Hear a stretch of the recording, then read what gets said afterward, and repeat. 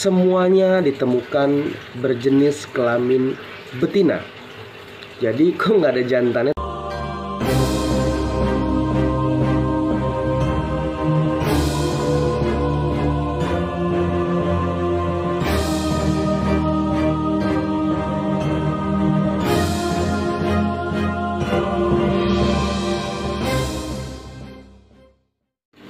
Halo, assalamualaikum warahmatullahi wabarakatuh teman-teman. Balik lagi di RB Reptile Channel. Nah, malam ini gue mau ngasih edukasi lagi nih teman-teman.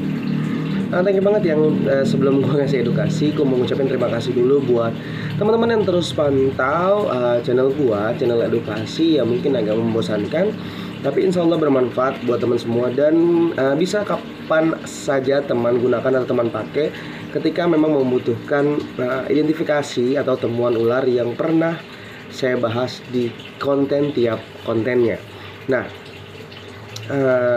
banyak memang yang request masuk ke gua untuk edukasi biawak inilah, ular bang, ular Sumatera bang, ular Kalimantan bang. Banyak banget memang PR gua untuk ngasih edukasi ke teman-teman, karena ular Indonesia itu hampir 400 spesies. Nah, kalau gua angkat satu-satu kemungkinan banyak banget ya. Jadi gue ada yang gue garap barengan, ada gue garap satu-satu. Nah, kali ini gue kenapa ngangkat konten ini nih? Kenapa gue akan angkat tema kali ini? Karena banyak banget pertanyaan tentang ular ini dan uniknya ular ini. Nah, jadi teman-teman mau tahu nggak kita ngebahas apa untuk konten kali ini? Kali ini kita ngebahas ular yang selama ini semuanya ditemukan berjenis kelamin betina. Jadi kok nggak ada jantannya tapi ularnya banyak bang. Nanti kita bahas di sini. Nah, terus ular ini juga pernah dinyatakan sangat mematikan, tapi ternyata menggigit orang pun dia tidak mampu teman-teman. Karena apa? Kita nanti bahas di sini. Teman-teman mungkin tahu kan ular apa yang kita bahas di sini? Ya, bener teman-teman. Blind snake ya. Dalam bahasa Inggris namanya keren banget, ular buta atau blind snake, atau orang Indonesia menyebutnya dengan sebutan ular kawat ya. Dalam nama ilmiah dia disebut dengan sebutan Indotyphlops brahminus. Indotyphlops brahminus itu untuk nama yang baru. Untuk nama yang lama, ular ini memakai genus Ramplotyphlops ya, tapi itu sudah tidak dipakai, tapi boleh juga masih dipakai. Jadi terserah teman-teman mau pakai genus yang mana. Namun untuk klarifikasi terbaru, dia menggunakan Indotyphlops brahminus, atau kita lebih mengenalnya dengan sebutan ular kawat. Nah, teman-teman kalau bingung bentuknya seperti apa, nih bentuknya gue tampilin ya. Nah, ini adalah ular kawat. Nah, dia bentuknya nggak jauh seperti cacing teman-teman. Panjang maksimal kurang lebih hanya 15 cm, tapi jarang banget ditemukan. Dia hanya ditemukan biasanya panjang 10 cm. Nah, persebaran ular ini cukup luas, hampir di semua kepulauan di Indonesia. Temuan ular ini pernah ditemukan. Ya, cuman ada sebagian jurnal yang mencatat temuannya hanya di Sumatera, Jawa, dan Sunda Kecil, Bali, dan Pulau Komodo. Nah, ular ini kalau dilihat fisik secara jauh memang lebih mirip cacing ya teman-teman. Nah, tapi kalau teman-teman perhatikan lebih dekat lagi, ular ini memiliki kepala yang bulat. Nah, ini dia. Kemudian mata yang hanya seperti titik saja, dan sewaktu-waktu dia menjulurkan lidah teman-teman. Jadi mungkin teman-teman pasti pernah melihat atau bertemu dengan ular ini, si ular kawat. Nah, terus ujung ekornya ular ini meruncing ya, seperti jarum ataupun lancip lah ya, apa sih namanya kalau gitu, meruncing lah pokoknya ujung ekornya. Nah, kenapa seperti itu? Nah, di sini akan kita bahas juga teman-teman. Nah, ular ini kerap kali ditemukan tidak jauh dari habitat manusia teman-teman, atau lingkungan manusia. Biasanya ditemukan di bawah pot. Kemudian ketika hujan dia masuk ke pekarangan atau ke teras, bahkan sampai temuannya ada di dalam rumah, berjalan di sela-sela lantai atau ubin ya teman-teman, karena ukuran ular ini yang sangat kecil. Nah, di Indonesia ada 2 spesies di ular ini yang saya baca. Tapi saya juga agak sedikit kebingungan kenapa tidak ada Indotyphlops lenatus di situ. Ya, di Reptile Database saya membaca hanya 2 spesies, Indotyphlops brahminus dan Indotyphlops smoothzi. Ya, itu yang baru saya tahu, malah smoothzi itu baru. Ya, dan saya browsing, fotonya juga belum ditemukan, dan itu tidak ada ya, dan itu hanya ditemukan di Pulau Komodo yang tercatat di jurnal. Nah, ular ini makan apa, Bang? Ketika dia memiliki tubuh yang hanya mampu tumbuh sekitar 10 cm. Nah, menurut catatan, dan juga pernah dilakukan juga, dan saya pernah mengamati juga, cuman gambarnya waktu itu nggak dapet.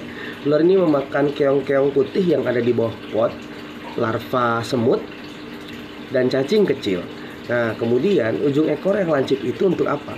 Nah, si Indotyphlops brahminus atau ular kawat menggunakan ujung ekor yang lancip itu biasanya untuk defense atau bertahan hidup, menusukkan ujung ekornya itu ke pemangsa atau pengganggu, teman-teman. Dan rasanya sama sekali nggak sakit. Nah, jadi ular ini benar-benar tidak berbahaya. Nah, kemudian mulutnya juga ini sangat kecil, teman-teman. Kenapa dulu dia dinyatakan paling berbisa dan mematikan, saya juga tidak tahu. Padahal untuk ukuran mulut sebesar ini, menggigit permukaan kulit manusia pun sulit baginya, teman-teman, karena dia memiliki ukuran mulut yang sangat kecil. Ya. Nah, Indotyphlops brahminus, ular kawat atau blind snake atau ular buta. Teman-teman yang udah pernah nemuin ular ini silahkan komen di bawah, dan pasti teman-teman beranggapan hampir di atas 50% lah ya, ular kawat ini adalah seekor cacing. Nah, terus tadi di awal statement video ini saya bilang juga bahwa seluruh ular kawat ditemukan dengan jenis kelamin betina. Nah, ini pasti cukup membingungkan buat teman-teman. Penelitian panjang tentang Indotyphlops brahminus ternyata memang tertuju pada satu titik, ya, karena tidak pernah ditemukan kelamin jantan untuk jenis spesies ular ini. Jadi Indotyphlops brahminus berkembang biak dengan cara parthenogenesis. Dia membuahi telurnya dengan proses sendiri tanpa perkawinan, dan semua telurnya fertil, teman-teman. Telurnya jadi ya, fertil itu jadi. Ukuran telur kurang lebih 2 mm, teman-teman pikirin sendiri, kecil banget mungkin telurnya ya. Dan semua anak Indotyphlops brahminus ketika menetas berkelamin perempuan atau betina. Jadi kalau teman-teman menemukan Indotyphlops brahminus atau ular kawat jantan, itu penemuan yang luar biasa, karena mereka berkembang biak dengan cara parthenogenesis dan semua dinyatakan ular kawat berkelamin betina. Wow, ini sungguh kekuasaan Tuhan yang luar biasa. Nah, parthenogenesis memang ditemukan juga di beberapa spesies reptil lainnya, seperti ada temuan baru di Komodo dan ular karung dari Papua, Acrocordus arafuru. Nah, mereka juga berkembang biak dengan cara parthenogenesis. Kemampuan ini sangat luar biasa. Nah, teman-teman, itu adalah sedikit kutipan saya tentang ular kawat, ya. Bagaimana dia hidup, ya. Dia habitat dia disebut juga fosorial. Itu berada di tumpukan-tumpukan humus atau berada di bawah-bawah tanah, ya. Ya, mungkin dia mencari makan larva serangga ataupun cacing-cacing kecil, teman-teman. Dia dapat ditemukan juga di ketinggian 1600-an mdpl, ya. Jadi si ular ini juga mampu bertahan di suhu yang cukup dingin. Kenapa? Karena hidupnya fosorial tentunya. Hidup di bawah tanah atau di tumpuk-tumpukan serasa humus, ya, teman-teman. Bagaimana, teman-teman? Satu spesies yang sangat menakjubkan dari Indonesia. Indotyphlops brahminus dan Indotyphlops smoothzi, ya, adalah spesies yang ada di jurnal terbaru dari Reptile Database.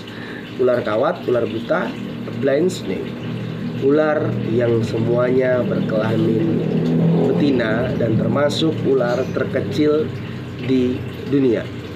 Sampai sini kita sama-sama belajar. Jangan lupa like, comment, dan subscribe Arbi Reptile Channel. Lagi-lagi jempol Anda adalah bahan bakar channel saya. Assalamualaikum warahmatullahi wabarakatuh. Salam edukasi. Bye-bye.